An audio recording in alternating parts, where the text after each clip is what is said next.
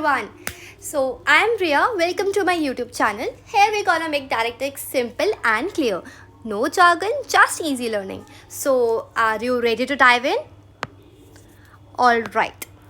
आज हम रिवाइज करते हैं एडवांस टैक्स. एडवांस टैक्स के क्या क्या प्रोविजंस है वो let's go one by one.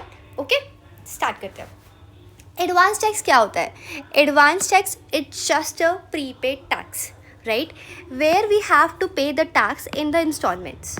Advance tax क्या है? It's just a prepaid tax that the taxpayer have to pay the tax in installment but instead of paying in a lump sum, right? Okay, so advance tax कब पे करते हैं? in a previous year itself or a subsequent year? तो answer is previous year. So advance tax हमेशा previous year में पे करते हैं. ओके. सो एप्लीकेबल किसको किसको है? So like B it individual, B it business man, B it professional. अगर उसकी एस्टिमेटेड टैक्स लाइबिलिटी अगर 10,000 से ज़्यादा है इन अ फाइनेंशियल ईयर पे तो आपको एडवांस टैक्स पे करना पड़ेगा. क्या बोला मैंने? अगर आप कोई इंडिविजुअल है, कोई बिजनेसमैन है, कोई प्रोफेशनल है, अगर उसकी लाइबिलिटी 10,000 से ज़्यादा है in a financial year, that person is required to pay the advance tax. अब नेक्स्ट क्वेश्चन आते हैं कि कैसे कंप्यूट करेंगे. कंप्यूट करने के लिए 4 स्टेप्स है, मतलब दैट इज़ 3 स्टेप एक्चुअली. पहला स्टेप है we have to estimate the total taxable income, right, चाहे वो आपकी हाउस प्रॉपर्टी से आ रही हो, चाहे वो सैलरी से आ रही हो, ठीक है. After estimating the total taxable income, the step 2 is that we have to calculate the total tax liability. Okay, fine. ठीक है. After calculating the total tax liability, we have to subtract the deductions, be it TDS, be it TCS, eligible credits, whatever we have. Okay. अब इसके बाद जो amount बचता है that is a tax, right. That tax we have to pay in instalment. For example, मैं आपको example से समझाती हूँ. अगर आपकी सैलरी इनकम 12 लाख है और आपकी बिजनेस इनकम 5 लाख है तो टोटल टैक्स लाइबिलिटी 2 लाख हो गई. मतलब स्टेप 1 आपने एस्टिमेट करा, ठीक है. स्टेप 2 आपने इसका टोटल टैक्स लाइबिलिटी निकाला.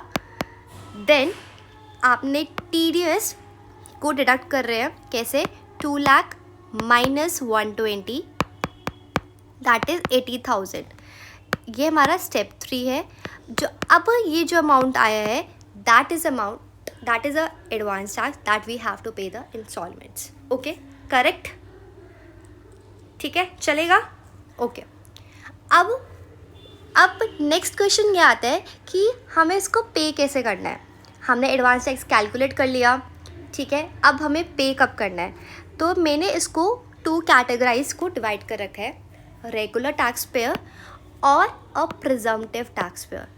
अब रेगुलर टैक्स पेयर जो नॉर्मल रेगुलर टैक्स पेयर है, प्रिजम्पटिव टैक्स पेयर जिनको रिक्वायरमेंट नहीं है बुक्स ऑफ अकाउंट्स बनाने के लिए, ठीक है. सो रेगुलर टैक्स पेयर की अगर मैं बात करूँ that we have a 4 instalments, June 15, September 15, December 15 and the March 15. Okay, but June 15 में आपको 15% पे करना है, September 15 में 45% पे करना है, December 15 में 75% एंड March 15 में 100%. किसका? टोटल टैक्स लाइबिलिटी का.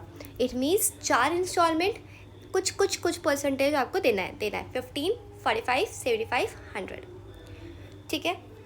रेगुलर टैक्स पेयर का ये है प्रोविज़न.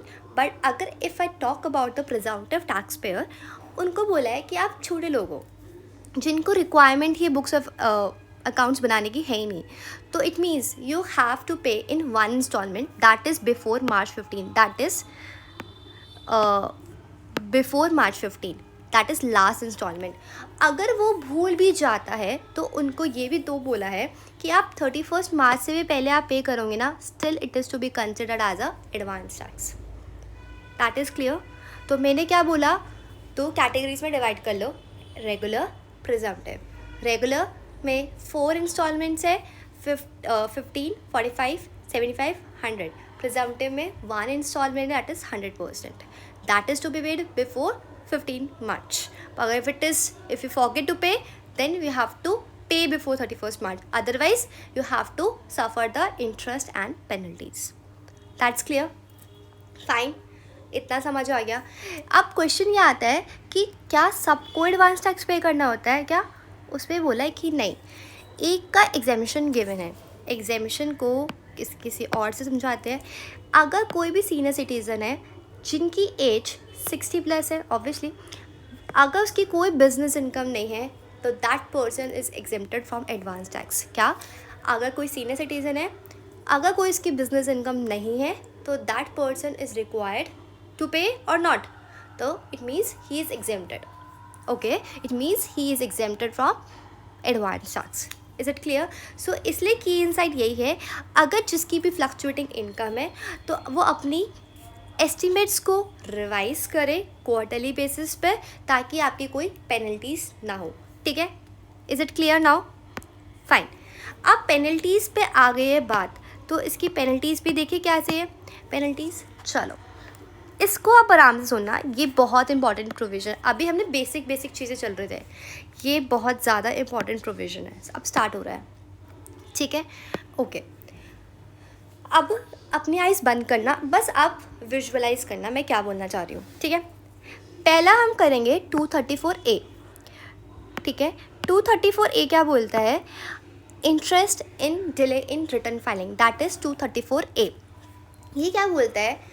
आपका इंटरेस्ट पीरियड बोलता है 1%. भाई आप चाहे एडवांस टैक्स का कर रहे हो, चाहे वो TDS करो, चाहे वो TCS करो, वहाँ पे जितनी भी इंटरेस्ट पे पेनल्टीज़ है जनरली 1% ही है. तो ध्यान रखना, आपको याद रहेगा interest rate that is 1% per month और अ पार्ट देयर ऑफ. ठीक है?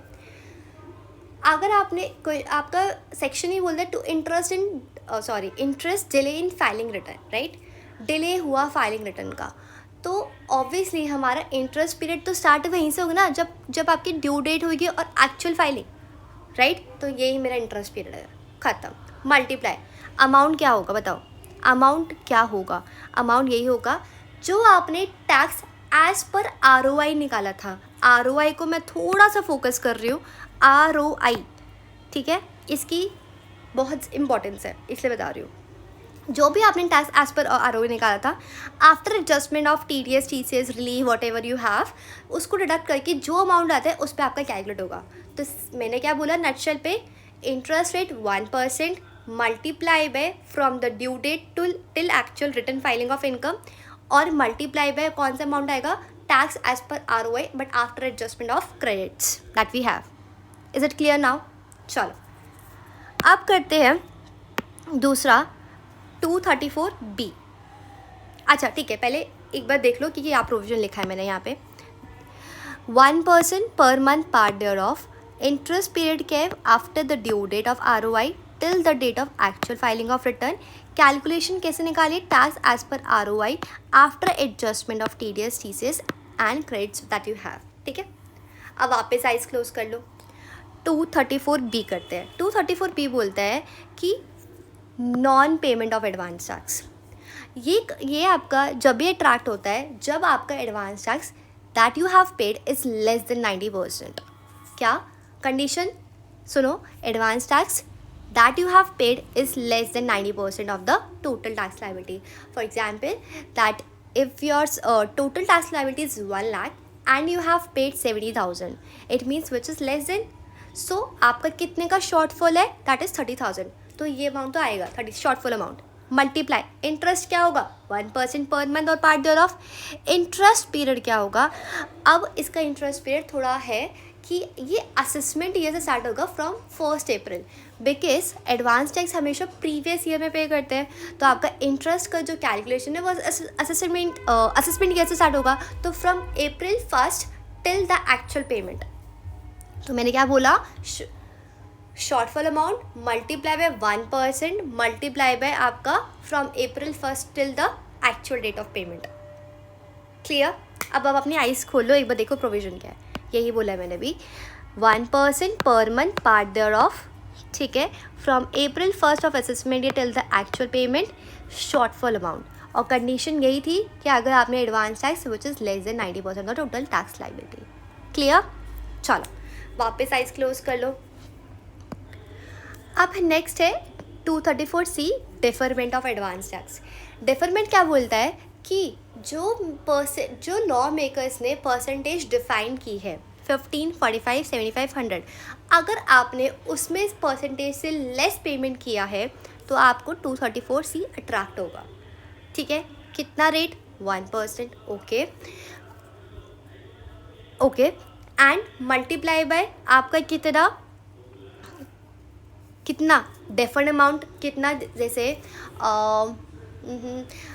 1 लाख का आपने 10% पे किया, 10,000 पे किया, 15,000 करना था तो आपने 10,000 पे किया, तो आपने 15% से कम पे किया है, राइट। तो आपका जो भी डेफर्ड अमाउंट है वो आएगा मल्टीप्लाई, इंटरेस्ट पीरियड इसका होगा 3 मंथ्स। 3 मंथ्स सी पता है क्यों आया है? ये 3 मंथ इसलिए आया है, आपने अगर जून की इंस्टॉलमेंट में कम पेमेंट किया या डेफर किया कुछ भी, तो आपकी नेक्स्ट इंस्टॉलमेंट कब है? दैट इज़ सितंबर। तो 3 मंथ्स का वो पीरियड है जो उन्होंने कंसिडर किया है कि आप 3 मंथ्स, क्योंकि आपकी नेक्स्ट इंस्टॉलमेंट सितंबर है तो 3 मंथ्स का आपने इंटरेस्ट पीरियड इन्होंने कंसिडर किया है, तो 3 मंथ्स आ जाएगा। बट इसमें एक कैच है, अगर मैं लास्ट इंस्टॉलमेंट का 234C का कैलकुलेशन निकालूँ ना तो वहाँ पे 1 मंथ का है। ठीक है, अदरवाइज़ अगर मैं फर्स्ट इंस्टॉलमेंट के बाद वो 3 मंथ्स है, और अगर लास्ट अगर इंस्टॉलमेंट का इंटरेस्ट निकालूँ तो 1 मंथ है। तो ये कैच है, तो ये कैच ये ध्यान रखना। Okay, just be careful with that. Okay, अब 22 खोल लो। तो मैंने यही बताया आपको कि 1% पर मंथ, ठीक है, 3 मंथ्स, और ये डेफर अमाउंट हमारा अमाउंट है जिस पे आपको मल्टीप्लाई करना है, राइट। इसमें सब कुछ लिख दिया मैंने, तो ध्यान रखना।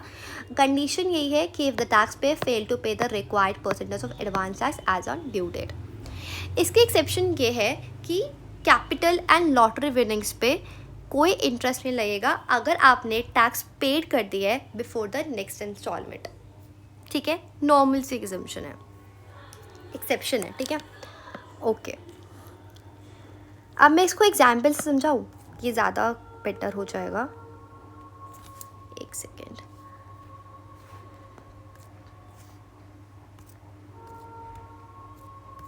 ये वाला एग्जाम्पल अच्छा है, तो एग्जाम्पल से पढ़ते हैं। आ जाओ। टोटल टैक्स लाइबिलिटी मेरी कितनी है? 1 लाख। ओहो, एडवांस टैक्स 0 पे किया, ड्यू डेट हमारी 31 जुलाई है, actual rate of filing return of income 31 मार्च है। अब इसको आंसर को मत देखना प्लीज़। तो पहला देखो आपका कौन से सेक्शन अट्रैक्ट हो रहे हैं। पहला 234A अट्रैक्ट हो रहा है, यस, क्योंकि आपने ड्यू डेट में लेट फाइलिंग करा है, एज यू कैन सी है। ठीक है, चलो। दूसरा 234B अट्रैक्ट हो रहा है, यस, बिकॉज आपका जो एडवांस टैक्स है वो 90% से कम पे किया है, मतलब 90% से कम पे, मतलब 90,000 तो करना चाहिए था, पर एक्चुअली आपने पे कितना करा है? 0, तो ऑब्वियसली 234B अट्रैक्ट होगा। ठीक है, अब आता है 234C। क्या ये अट्रैक्ट हो रहा है? ऑब्वियसली येस, क्योंकि इसमें मिनिमम परसेंटेज 15% थी, 45 थी, 75 थी, 100 थी, पर आपने 0 पे किया है, कोई परसेंटेज नहीं पे किया, राइट। तो आपका 234C भी अट्रैक्ट होगा, राइट। चलो, अब एक बार देखते हैं 1 बाय 1। 234A क्या बोलता है? अगर आपने लेट फाइलिंग करा है तो आपका 31 जुलाई से लेकर, फ्रॉम द ड्यू डेट से लेकर till actual filing return of income, तो कितना हुआ? 8 मंथ्स का डिले है। जुलाई से लेकर अगस्त, सितंबर, अक्टूबर, नवंबर, दिसंबर, जनवरी, फरवरी, मार्च, 8 मंथ्स का डिले। ठीक है, 1%, और आपका टोटल टैक्स लाइबिलिटी जो भी एज पर ROI यही है। ठीक है, जो हमने ऊपर देखी थी 1 लाख। ठीक है, तो इस बेसिस पे आपका इंटरेस्ट निकल गया, है ना, इजी, बेफालतू टेंशन। ओके, नेक्स्ट आता है 234P। 90% आपको पे करना चाहिए था, 1% तो आएगा ही आएगा, ये तो पता ही आपको। कितने का शॉर्टफॉल था? शॉर्टफॉल तो 0 ही, ऑब्वियसली शॉर्टफॉल 1 लाख है, 1 लाख माइनस कितना पे था? 0 पे था, तो 1 लाख का शॉर्टफॉल है, तो 1 लाख आ गया।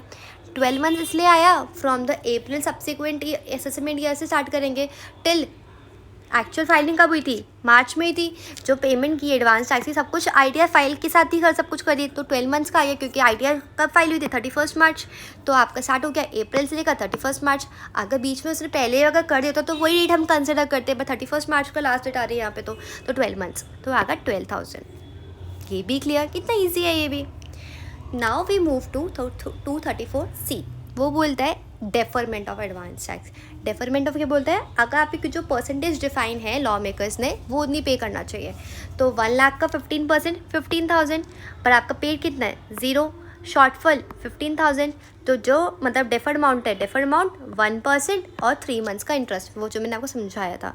सिमिलर बेसिस में सितंबर भी 1 लाख का 45% 45,000, पेड कितना है 0, शॉर्टफॉल 45,000, मतलब डेफर्ड अमाउंट 45,000, 1%, 3 मंथ्स।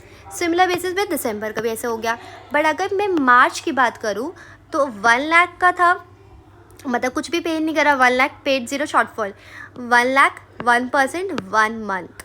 यहाँ ध्यान रखना 1 मंथ, जो मैं ऊपर समझा रही थी कि 1 मंथ आएगा, कि बाकी इंस्टॉलमेंट 3 मंथ्स का आपका इंटरेस्ट रिकैलकुलेट हो रहा है। बट अगर मैं लास्ट को इंस्टॉलमेंट की बात करूँ उससे वहाँ पे 1 मंथ का आएगा। ठीक है, ओके। बिकॉज 1 मंथ इसलिए आ रहा है क्योंकि मार्च के बाद कोई और मंथ नहीं है ना जो उसका नया फाइनेंशियल ईयर स्टार्ट हो जाएगा, तो मार्च के बाद उन्होंने बोला कि ठीक है दैट्स इट, 1 मंथ का ही लगेगा। ओके चलो, इट्स वेरी इजी राइट। अब कुछ और भी पॉइंट्स हैं जो की पॉइंट्स हैं, उसको भी पढ़ते हैं। ओके, की पॉइंट्स ये बहुत इंपॉर्टेंट है। ठीक है, अब 1 बाय 1 पढ़ते हैं। पहले तो मैं आपको एक लिंक करवाऊँगी। इसमें एक पॉइंट आता है, अगर आपकी इनकम चेंज होती है रिटर्न प्रोसेसिंग की वजह से और उससे हमारी असिस्ट इनकम बढ़ती है या कम होती है, तो अगर वो बढ़ रही है कम हो रही है तो इंटरेस्ट एज पर 234A और B दोनों वैरी करेंगे।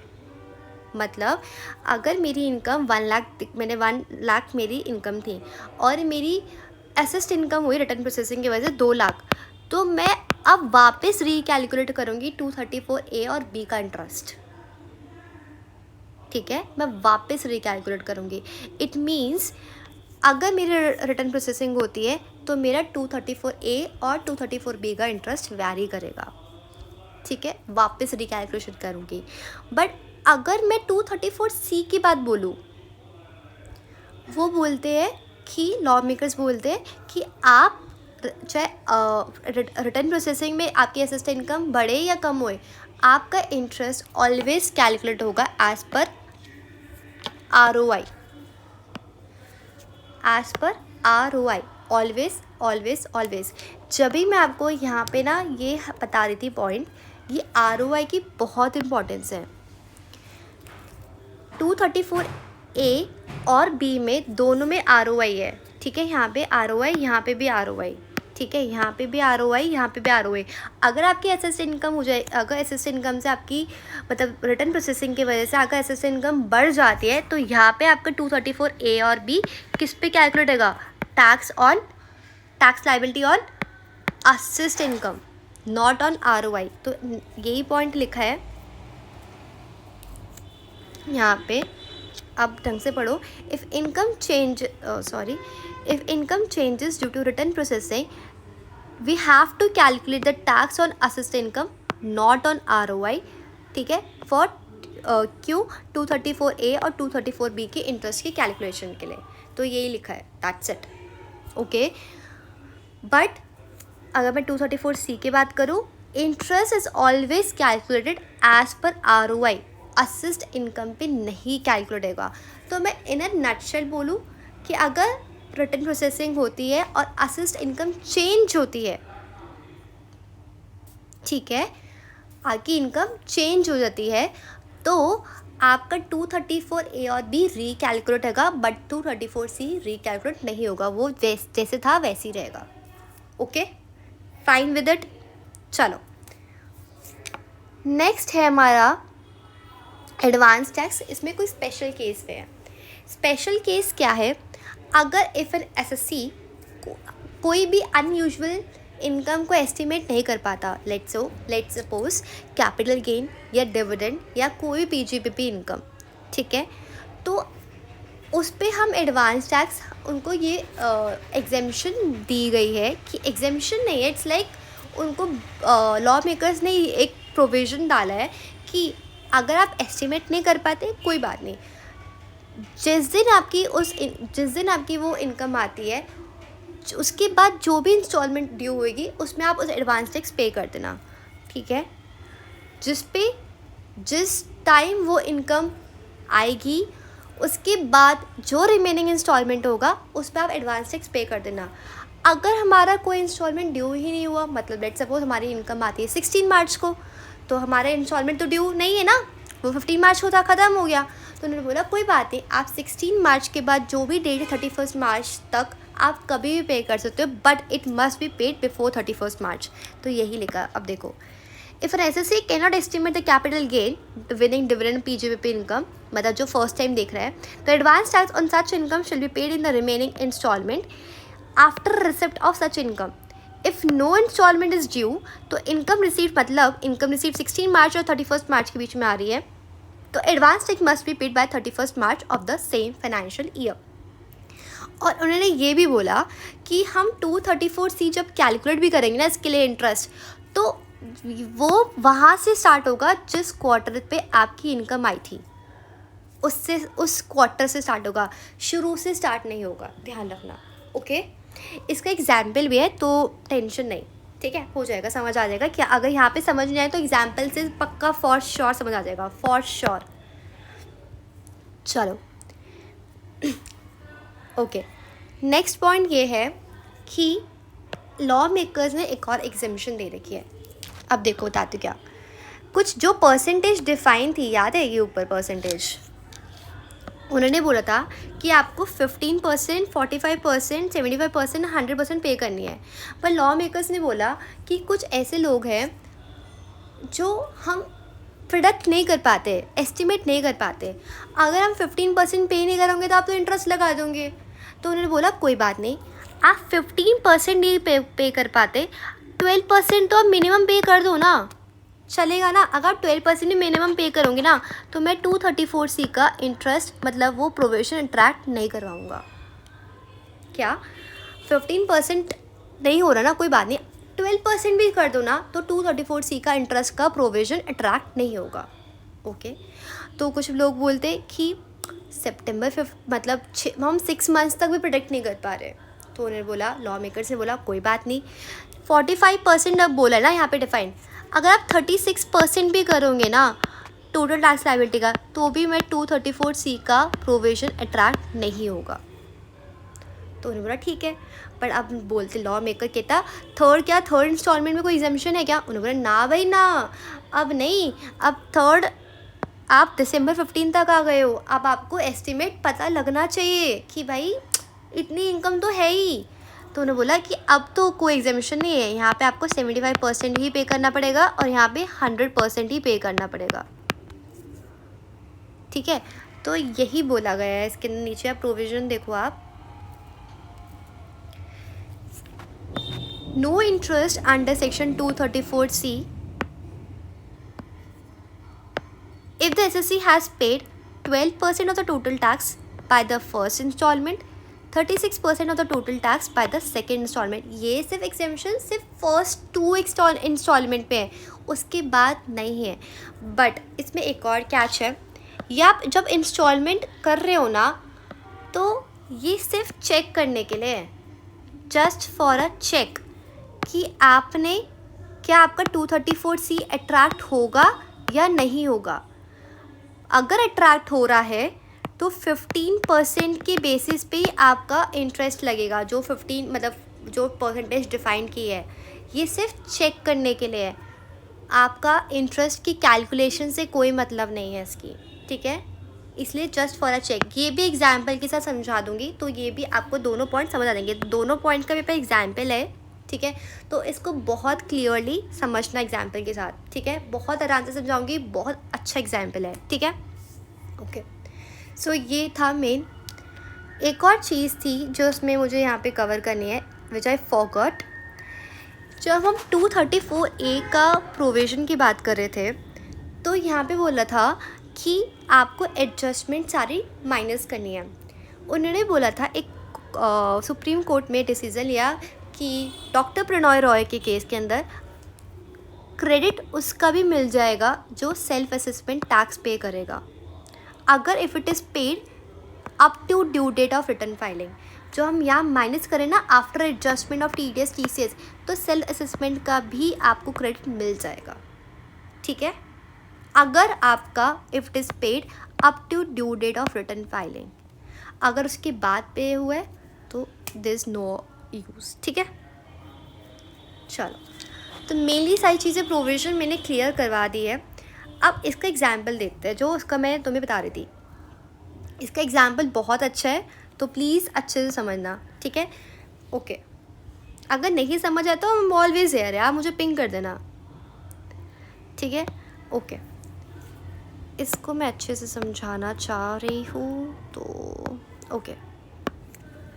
If a individual has a total income of 12 lakh in the previous year and it includes a dividend of 3 lakh from the domestic company and the dividend is received on 10/1/24, ठीक है।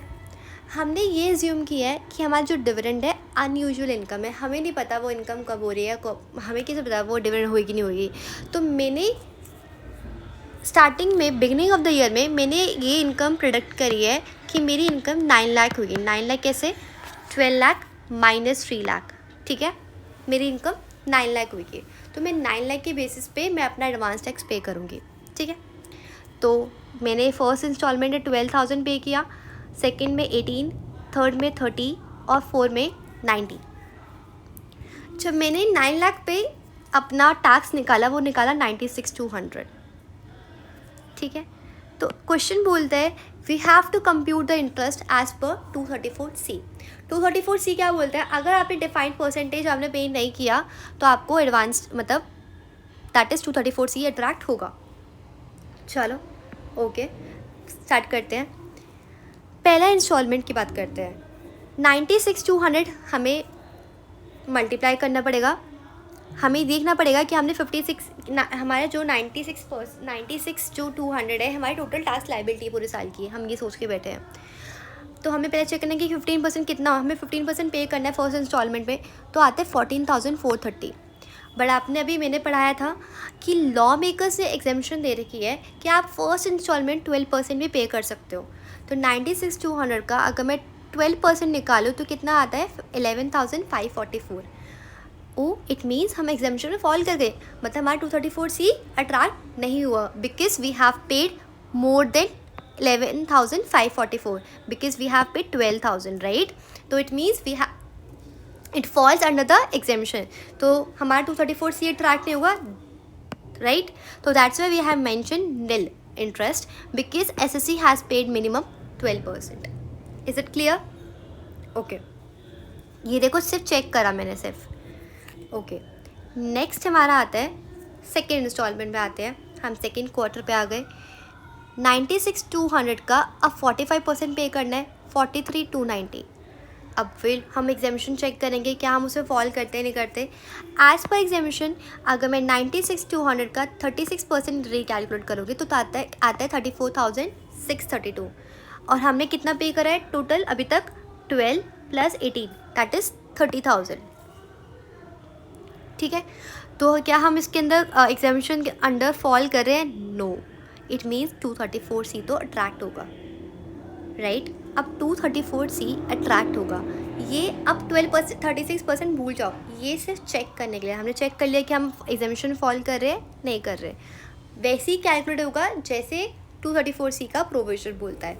तो 43,290 में हमारा deferred amount कितना है, 43,290 पे करना था, 30,000 हमने पे किया है, 3 मंथ्स का इंटरेस्ट लगेगा, 1% पे रेट आएगा, तो आ गया 396। क्लियर? समझ आया? जितना डेफर्ड अमाउंट था, जितना पे करना था एक्चुअली में जितना पे किया वो अमाउंट डेफर्ड हो गया, मल्टीप्लाई बाय 3 मंथ्स 1%, 396। क्लियर? अब हम थर्ड क्वार्टर पे आते हैं। फिर 96,200 का 75%, तो कितना आता है 72,150। इस पर हमने एग्जामिशन क्यों चेक नहीं करी, बिकॉज हमें एग्जामिशन सिर्फ फर्स्ट 2 इंस्टॉलमेंट के लिए मिल रखी है, थर्ड इंस्टॉलमेंट के लिए नहीं मिल रही है। अब हमें 75% पे करना ही पड़ेगा, तो एक्चुअली कितना पे किया 60,000, तो इट मीन्स हमारा डेफरमेंट होगा 72,150 माइनस 60 मल्टीप्लाई बाय 3 मंथ्स, 1% से मल्टीप्लाई करके 363। ओके, अब यहाँ पे कैच है, ध्यान रखना। तो कैच हम रेट से बताऊँगी। देखो, अब हमारी इनकम आई है 3 लाख की। मेरे को नहीं पता था ये 3 लाख की इनकम आ जाएगी, ये स्पेशल वाला केस आ गया। अब उन्होंने बोला था कि अगर हमारी इनकम आ जाती है जो हमने प्रोडिक्ट नहीं की थी, तो उन्होंने बोला था कि आप उस पर एडवांस टैक्स रिमेनिंग इंस्टॉलमेंट में दे देना। अब हमारी 10/1 को आई थी, मेरा रिमेनिंग इंस्टॉलमेंट कौन सा बचा? 15 मार्च वाला। अब मैं तो 15 मार्च पे उसका दूंगी ना टैक्स, तो 15 मार्च को दूंगी अब टैक्स। तो बोला ठीक है, ओके। तो 15 मार्च का अब उसके ऊपर टोटल टैक्स लायबिलिटी कितनी बनी? 12 लाख। अब मेरी इनकम 12 लाख हो गई, ठीक है। तो 12 लाख पे टोटल टैक्स लायबिलिटी हुई 179,400। तो मेरी कैलकुलेट तो बेस भी करूँगी ना 179,400, राइट। 96,200 नहीं आएगा, क्योंकि अब हमारी इनकम 12 लाख हो गई है। अब उसका अब तो पूरा 100% नहीं जाएगा, एज यू नो दैट 100%। तो ये मैंने कर दिया। एक्चुअली पे कितना करा? 150। तो शॉर्टफॉल है ही 179 माइनस 150, 1 मंथ का। यहाँ पे एक 1 मंथ मैंने बताया था ना, 1 मंथ वाला, और 1%, 2940। तो हमारा टोटल इंटरेस्ट कितना हुआ? 3699।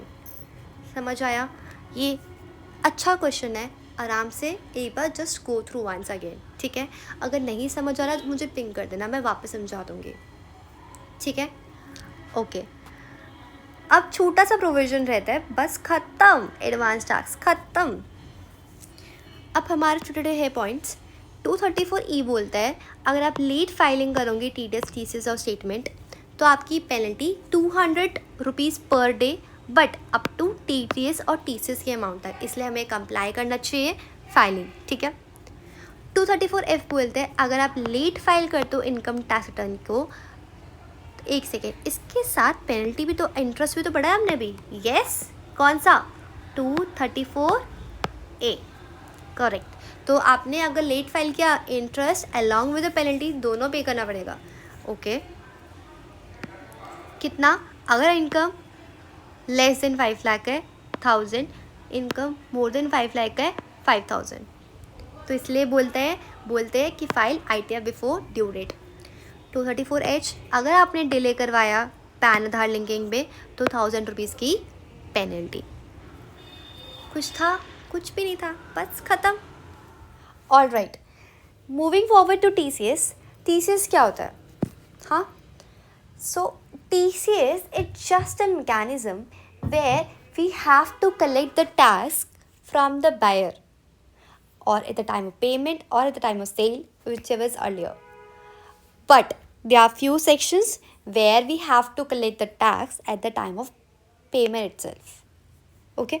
So इसको हम बाद में पढ़ेंगे कौन से सेक्शंस है जो पेमेंट के टाइम पे आपका कलेक्ट होगा, ठीक है। But let's go through the basic first. अब TCS कलेक्ट हो गया, अब बायर क्या करेगा? बायर क्रेडिट क्लेम कर लेगा उस TCS का जो सेलर ने कलेक्ट किया था while filing the income tax returns, ठीक है। अब क्वेश्चन आता है कि सेलर कौन है, मतलब कलेक्टर कौन है, और बायर कौन है, करेक्ट। तो ये हर सेक्शंस के लिए अलग अलग होंगे। सो पहला सेक्शन के लिए बात स्टार्ट करते हैं। पहला सेक्शन क्या कहते हैं? 206C subsection 1। ये क्या बोलते हैं? अगर आप इट्स गुड्स और ट्रांजेक्शन के साथ डील करते हो तो आपका TCS इस रेट पे आपका कलेक्ट होगा। एल्कोहलिक लिकर 1% पे, तेंदुल लीज 5%, टिम्बर 2.5%, स्क्रैप 1%, मिनरल 1%। अगर आप इसके साथ डीलिंग करते हो तो आपका इस रेट पे आपका TCS कलेक्ट होगा। इसको याद करने का तरीका, जैसे बीडी 5 रुपये की आती है, तेंदुल लीव्स, ठीक है, 5 रुपये की आती है, तो 5% से याद हो गया, ठीक है। टिम्बर 2.5 रुपये का आता है, 2.5% से याद हो गया, rest of the rate is 1%, ठीक है। अब क्वेश्चन आता है कि कलेक्टर कौन है? क्या हर कोई कलेक्ट कर सकता है? नो।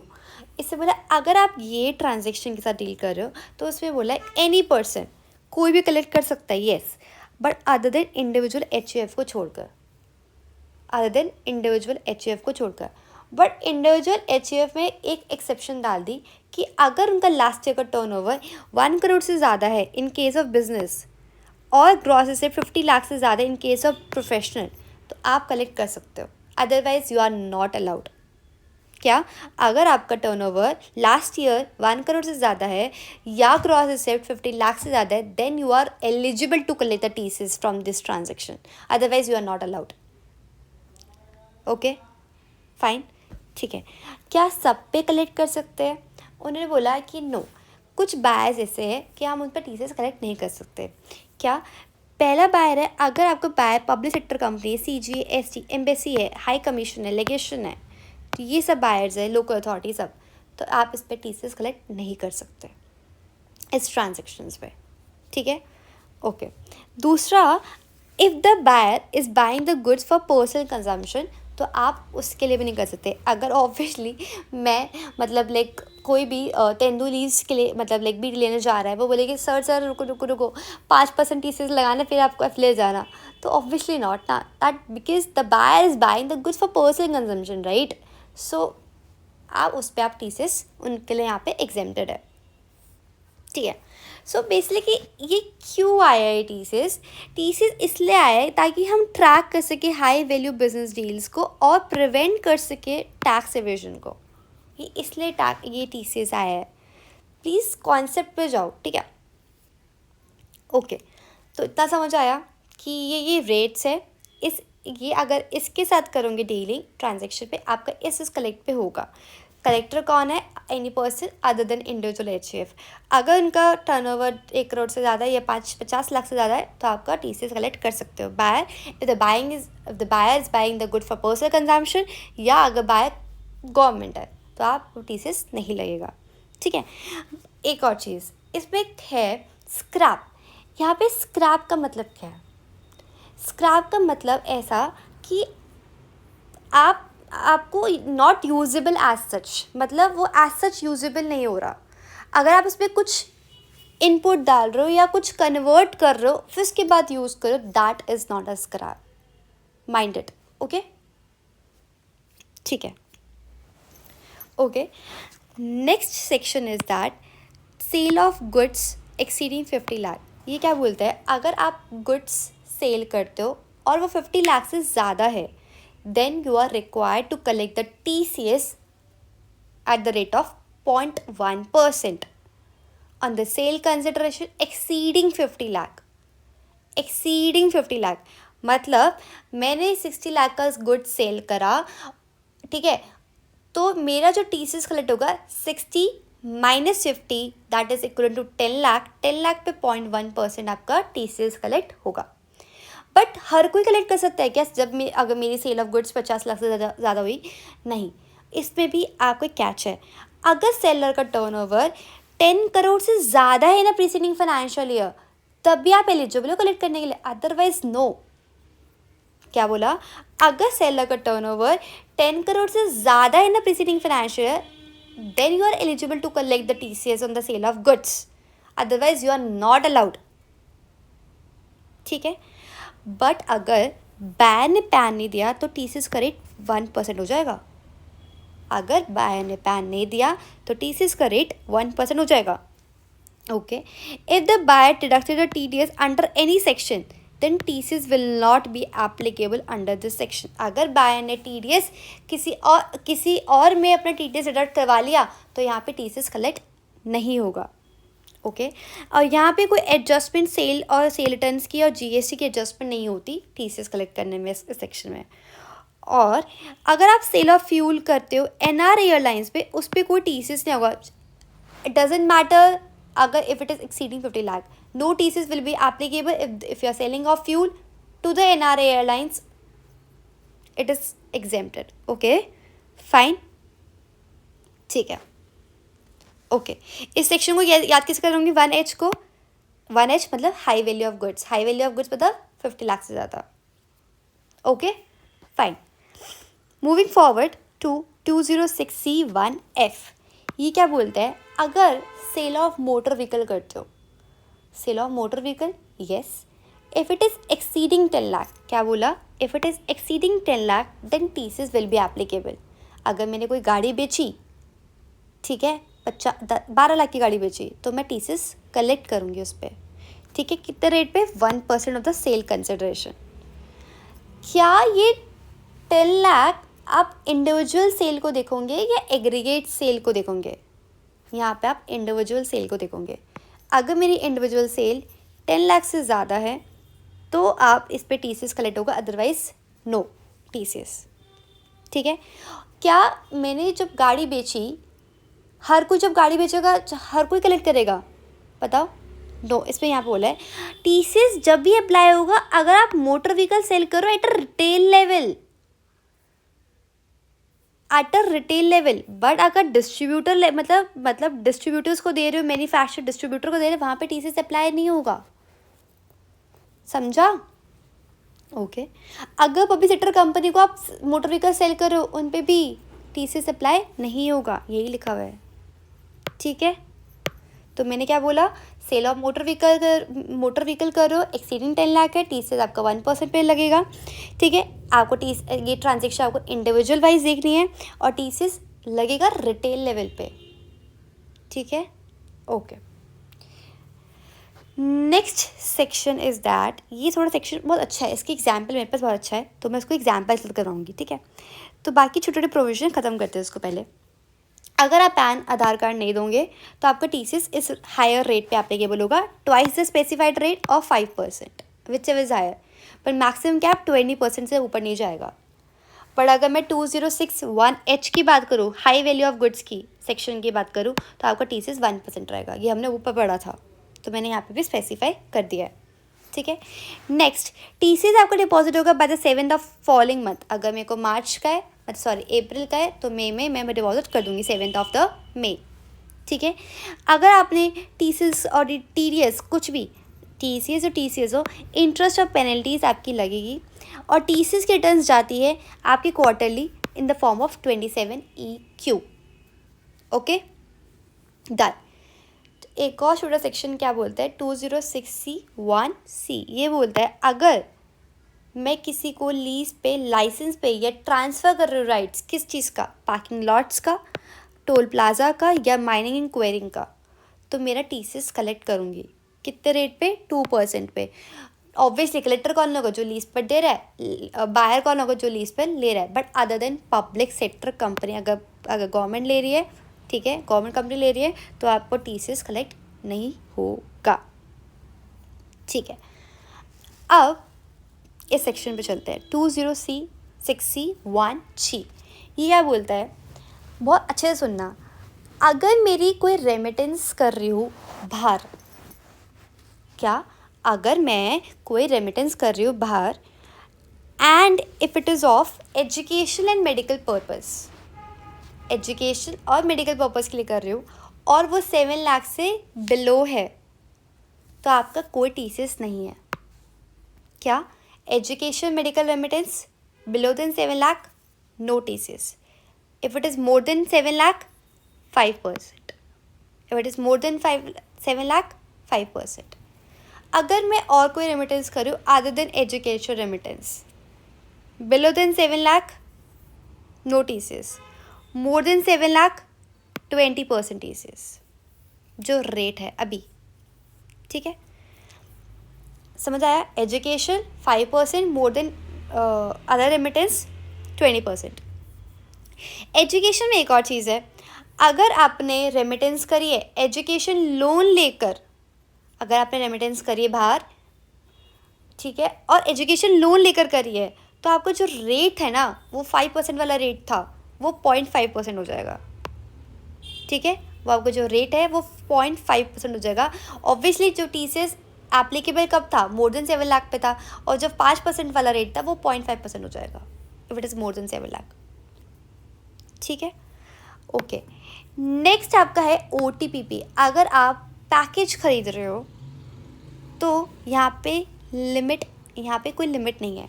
अगर it is below than 7 lakh 5% है, if it is more than 7 lakh 20% है, simple. If it is more than 7 lakh 20%, if it is below than 7 lakh 5%। Got it? तो कलेक्टर वही होगा, ऑथराइज डीलर जो बाहर पेमेंट के लिए रेमिटेंस कर रहा है, FI मतलब फाइनेंशियल इंस्टीट्यूशन जो भी होगा, या सेलर जो बेचने वाला पैकेज बेचने वाला होगा। बट इसमें सबका क्या टीसीएस कलेक्ट होगा? नहीं, इसमें कुछ बायर्स को एग्जाम कर दिया है यहाँ पे। अगर कोई बायर टीडीएस किसी और में टीडीएस डिडक्ट करवा रहा है तो वहाँ पे नहीं आएगा। अगर गवर्नमेंट है वहाँ पे भी नहीं आएगा। अगर नॉन रेजिडेंट विजिटिंग इंडिया है वहाँ पे भी नहीं आएगा।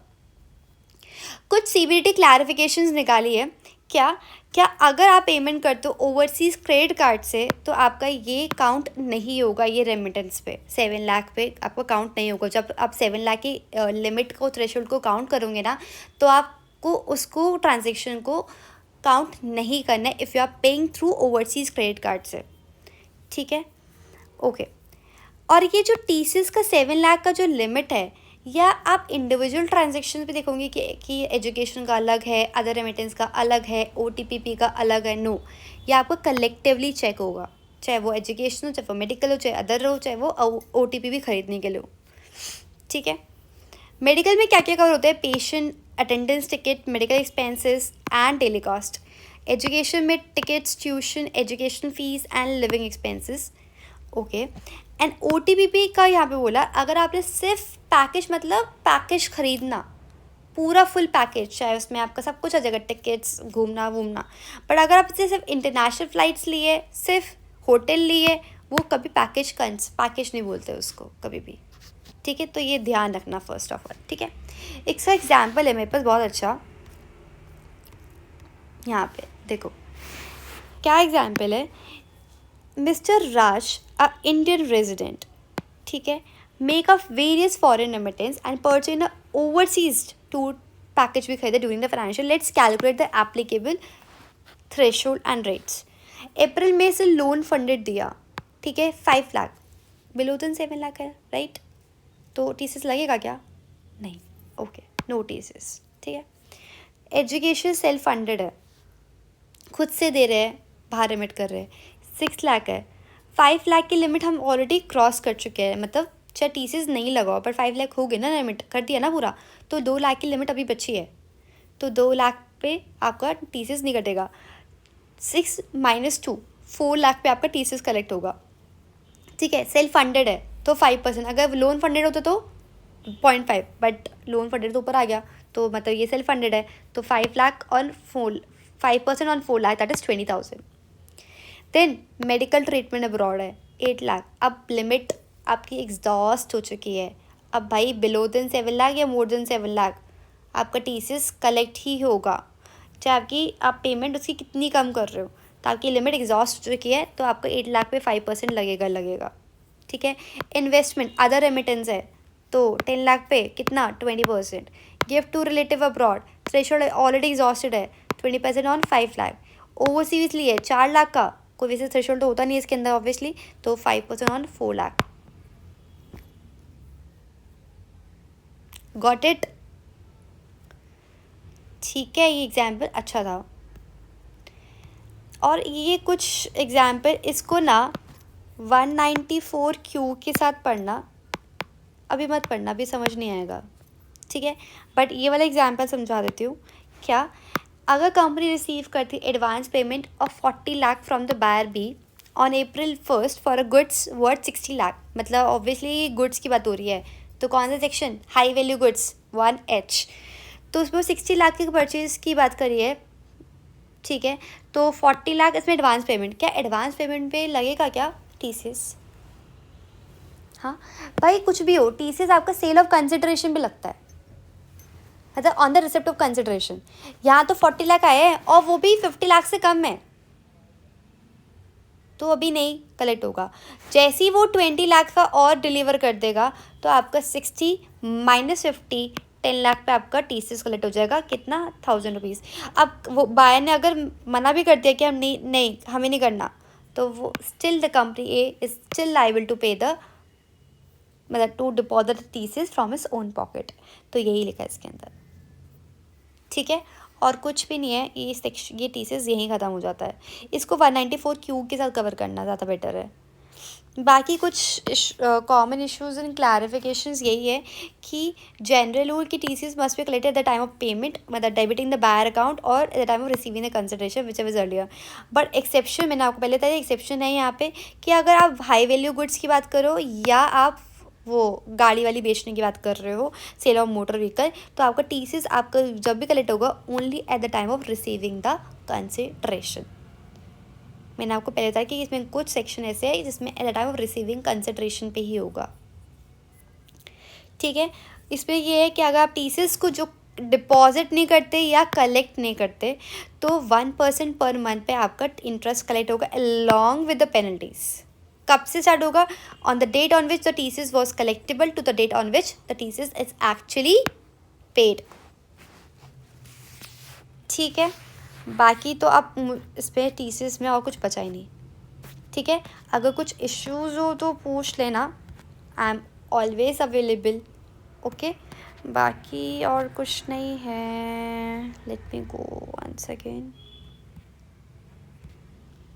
Yes, fine, it's completed from my side. So stay tuned for more revision videos. Thank you.